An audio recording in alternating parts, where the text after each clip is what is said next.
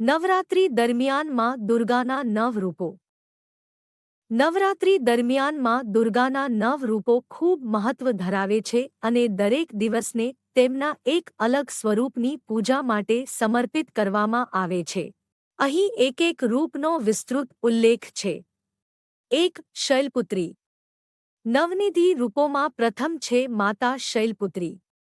શૈલનો અર્થ પર્વત છે અને માતા શૈલપુત્રી હિમાલય રાજાની પુત્રી છે. તેઓની પીઠ પર નંદી બળદ બેસેલું છે અને તેઓ એક હાથમાં ત્રિશૂળ અને બીજા હાથમાં કમળ ધારણ કરે છે. માતા શૈલપુત્રી દેવી પાર્વતીનું પ્રારંભિક સ્વરૂપ છે. પ્રથમ દિવસે માતાની આરાધના કરવાથી મનુષ્યને આધ્યાત્મિક તથા શારીરિક શક્તિ મળે છે. 2. બ્રહ્મચારિણી. બીજે દિવસે માતા બ્રહ્મચારિણીની પૂજા થાય છે, જે તપસ્યાનો પ્રતીક છે. માં બ્રહ્મચારિણી પોતે ગહન તપસ્યામાં લીન રહી છે અને આ સ્વરૂપ દ્વારા ભક્તોને ધ્યાન, સમર્પણ અને દૃઢતાનો પાઠ શીખવાડે છે.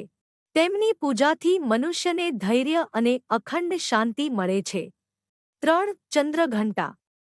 ત્રીજા દિવસે માતા ચંદ્રઘંટાની પૂજા થાય છે.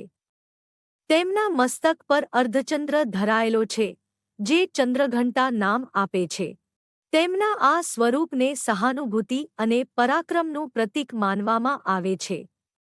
તેઓ સિંહ પર આરૂઢ છે અને અસુરોનો નાશ કરે છે. તેઓની પૂજાથી ભયથી મુક્તિ મળે છે અને શાંતિની પ્રાપ્તિ થાય છે. 4. કુષ્માંડા. ચોથા દિવસે માતા કુષ્માંડાની આરાધના થાય છે. કહેવાય છે કે જગતના સર્જન સમયે અંધકારમાં કુષ્માંડાએ પોતાની હાસ્યથી પ્રકાશ પાથર્યો અને બ્રહ્માંડની રચના કરી. માં કુષ્માંડા પૂજાથી આરોગ્ય, સમૃદ્ધિ અને શક્તિની પ્રાપ્તિ થાય છે. 5. સ્કંદમાતા.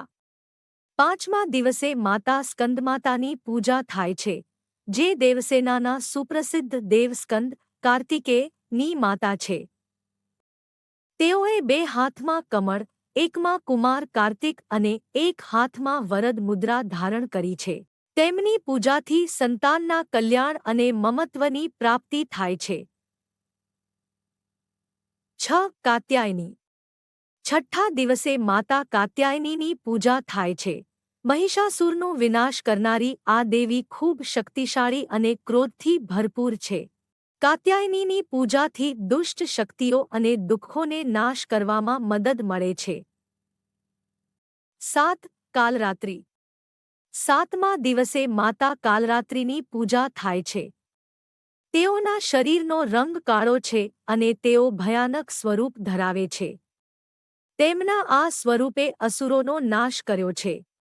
તેમ છતાં ભક્તો માટે તેઓ શ્રદ્ધા અને આસ્થા પૂર્ણ રહે છે. તેમની પૂજાથી ભય અને નકારાત્મકતાથી મુક્તિ મળે છે. 8. મહાગૌરી. આઠમા દિવસે મહાગૌરીની પૂજા થાય છે. તેમનો રૂપ ખૂબ જ શુદ્ધ અને પવિત્ર છે. તેમણે તપસ્યા દ્વારા પોતાનું સ્વરૂપ ગૌરવર્ણ બનાવી લીધું.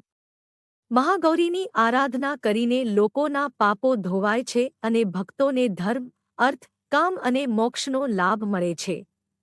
9. સિદ્ધિદાત્રી. નવમા અને અંતિમ દિવસે માતા સિદ્ધિદાત્રીની પૂજા થાય છે. આ સ્વરૂપે માતા પોતાના ભક્તોને સિદ્ધિઓ અને આધ્યાત્મિક જ્ઞાનનો આશીર્વાદ આપે છે. ભગવાન શિવે પણ તેમના આશીર્વાદથી અર્ધનારીશ્વર સ્વરૂપ ધારણ કર્યું હતું. તેમની પૂજાથી સર્વ ઈચ્છાઓની પૂર્તિ થાય છે. આ માતાના 9 રૂપો ભક્તોને શાંતિ, શક્તિ અને આદભક્તિના માર્ગે આગળ વધારતા છે. વિડિયો ગમ્યો હોય તો વિડિયોને લાઇક, કોમેન્ટ અને શેર કરો. આવો જ વધુ વિડિયો જોવા માટે અમારી મોટિવેશનલ સ્પીચ બાય રૂપાલી ચેનલને સબસ્ક્રાઇબ કરો.